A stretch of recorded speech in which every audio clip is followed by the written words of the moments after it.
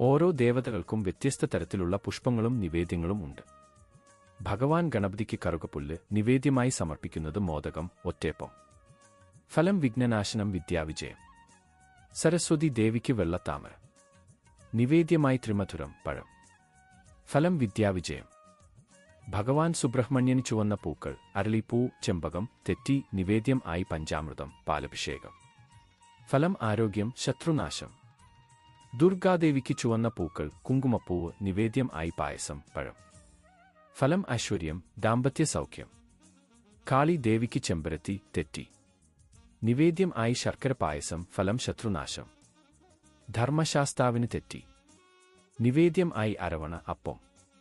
ഫലം ശത്രുനാശം, ശനിദോഷം മാറും. മഹാലക്ഷ്മിക്ക് ചുവന്ന താമര നിവേദ്യമായി തൈര്. ഫലം സമ്പത്ത്.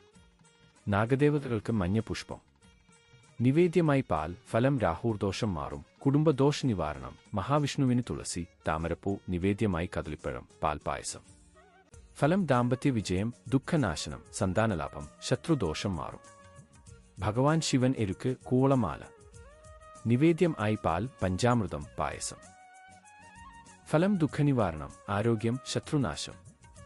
ഭഗവാൻ ശ്രീകൃഷ്ണൻ തുളസി, നീലശംഖുപുഷ്പം നിവേദ്യം ആയി പാൽ, പായസം, വെണ്ണ. ഫലം സന്താനലാഭം, ദുഃഖനിവാരണം.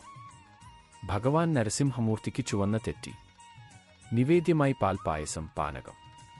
ഫലം ശത്രുനാശം, ആരോഗ്യം. ഭഗവാൻ ഹനുമാന് ചുവന്ന പൂക്കൾ, വെറ്റിലമാല നിവേദ്യമായി പാൽ, പായസം, വടമാല, പാനകം. ഫലം ആരോഗ്യം, ശത്രുനാശം, മനസ്സുഖം, ദുഃഖനിവാരണം.